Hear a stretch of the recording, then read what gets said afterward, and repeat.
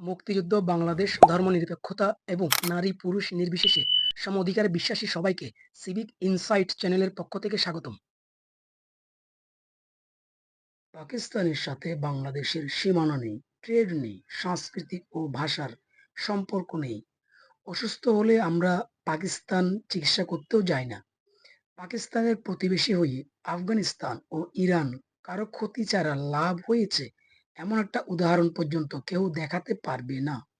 পাকিস্তানের free visa ও knowledge করিডোরে ক্ষতি ছাড়া আমাদের ২ পয়সারও লাভ নেই।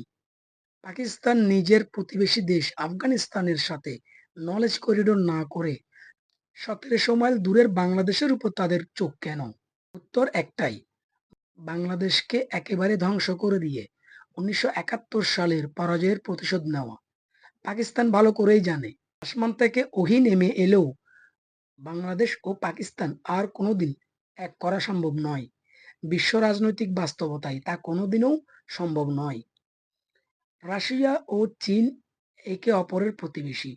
প্রতিবেশীর সাথে শত্রুতা ও বন্ধুত্ব স্বাভাবিক। ভারত ও চীনের মধ্যেও বন্ধুত্ব হতে পারে, কিন্তু ১৩,০০০ মাইল দূর থেকে আমেরিকার প্রেসিডেন্ট ডোনাল্ড ট্রাম্প চীনে নিশ্চয়ই বন্ধুত্ব রক্ষা করতে যাননি। রাশিয়ার প্রেসিডেন্ট চীনে গেছেন। এর আগে আমেরিকার প্রেসিডেন্ট ডোনাল্ড ট্রাম্প চীনে ঘুরে এসেছেন। তারও আগে ইরানের প্রতিনিধি চীন ঘুরে এসেছেন। এসবের মূলে রয়েছে আমেরিকা ও ইরান যুদ্ধকে কেন্দ্র করে আগামী পৃথিবীর ভবিষ্যৎ। কিন্তু পাকিস্তান ঘন ঘন বাংলাদেশ সফরের উদ্দেশ্য কি? পাকিস্তানের রিজার্ভ ও মাথাপিছু আয় কোনোটাই বাংলাদেশের চেয়ে বেশি নয়। পৃথিবীর প্রায় সব সূচকেই বাংলাদেশ পাকিস্তান থেকে উন্নত ও এগিয়ে। পাকিস্তান নিজেই খয়রাত করে চলে, বাংলাদেশকে সাহায্য করবে কোথা থেকে? পাকিস্তান নিজেই পৃথিবীর মধ্যে মাদক, আফিম ও খোলা বাজারে অস্ত্র বিক্রির ঘাঁটি। ওরাই যখন বাংলাদেশের সাথে মাদক নিয়ে চুক্তি করে তখন খুব হাসি পায়।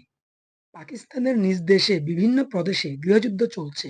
সেই পাকিস্তান যখন বাংলাদেশের সাথে সন্ত্রাস দমন চুক্তি করে তখন আবার ডাবল হাসি পায়।